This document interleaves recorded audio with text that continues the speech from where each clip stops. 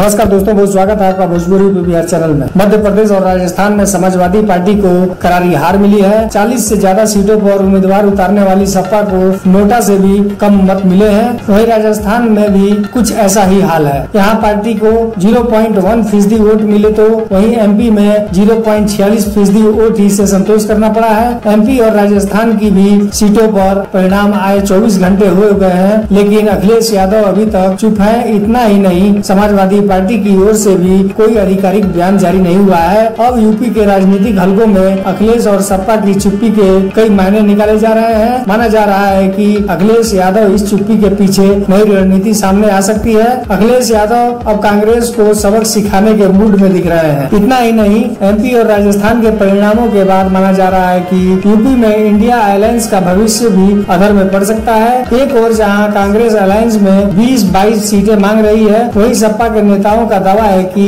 जो वार्ताओं हमारे साथ एमपी में कांग्रेस ने किया, वही हम यूपी में कांग्रेस के साथ करेंगे। यानी कांग्रेस को गठबंधन में यूपी में ज्यादा से ज्यादा 2 सीटें ही मिल सकती हैं। इन सब के बीच अखिलेश यादव आज वाराणसी आएंगे। जानकारों का दावा है कि वह वहाँ लोकसभा चुनाव के लिए प्रत्याशी का ऐलान भी कर सकते हैं। अगर ऐसा हुआ तो यह तय है कि यूपी में सपा गठबंधन की बात तो करेगी, लेकिन वह आक्रामक रहेगी और कांग्रेस को ज्यादा स्पेस नहीं देगी। इसके अलावा अखिलेश हालिया चुनाव में इंडिया से ज्यादा पीडीए पर फोकस देते दिख रहे हैं। यूपी चुनाव में भी अखिलेश और सपा की रणनीति यही हो सकती है। सूत्रों का दावा है कि राष्ट्रीय लोक दल और उसके नेता जयंत चौधरी से भी अखिलेश यादव के रिश्ते बहुत अच्छे नहीं रह गए हैं। ऐसे में गठबंधन के संदर्भ में अखिलेश कोई बड़ा फैसला ले सकते हैं। दोस्तों, वीडियो को लाइक करें, चैनल पर है तो सब्सक्राइब जरूर करें और अपनी राय कमेंट बॉक्स में जरूर दें।